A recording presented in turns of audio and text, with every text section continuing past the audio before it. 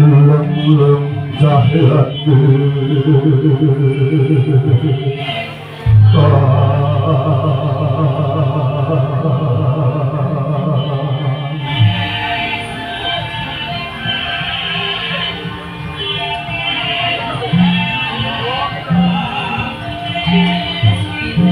sesungguhnya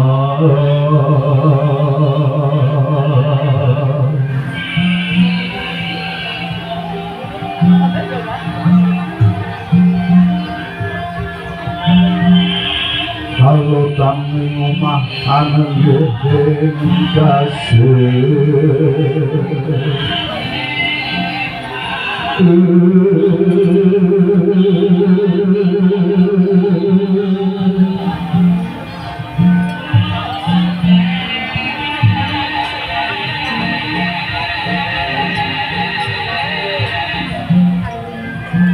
Amorwan kadhe kelari Bocoro karena menjualkan kuco putih sesanti gonjuk ringarsane kang hamur baik mati pangasifat molas iwah molasih ringgih Allah subhanahu wa ta'ala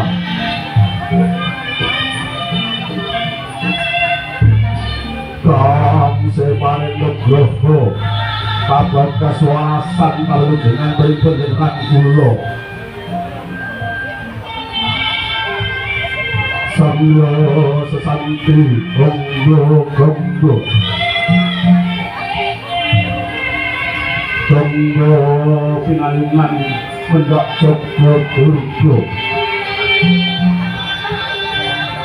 ayo ayo kami sanjo pinangge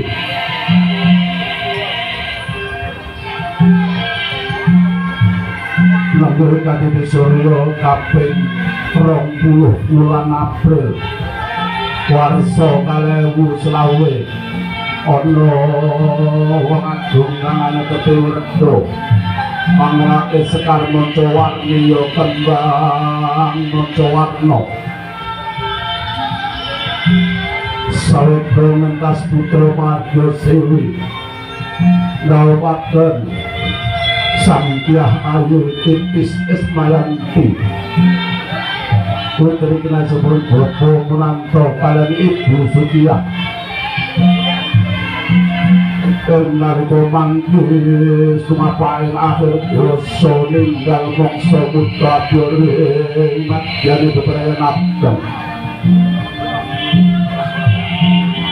Panglari Sumadong Tumurun Wahyu Judu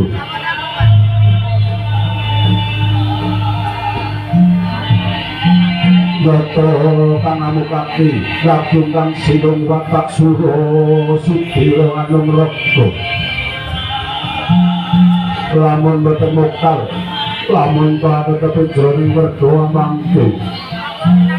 Anggung sineng gulung Dining keluarga Cinaket Opo tetandan Keluarga Cinaket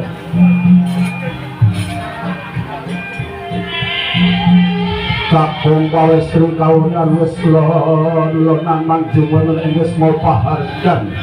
urut bekandengan kalawan kadang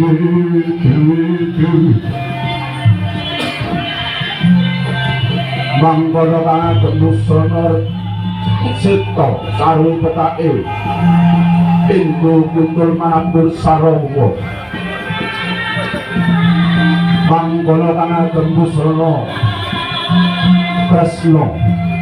tempal sarwi ilang kini tinggu kalokdar mangkono kang busana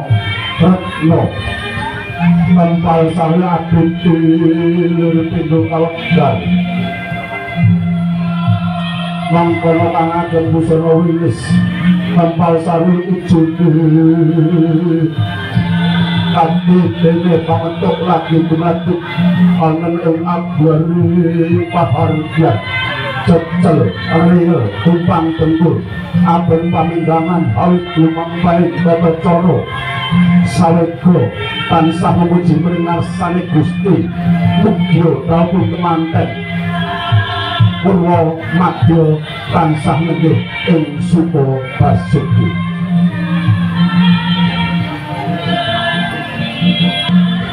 Kepareng matur dumateng para bapak, para ibu,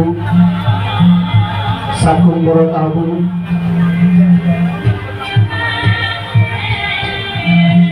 Dedhelasi kali pareng tansah singgung dening keluarga Cinatek.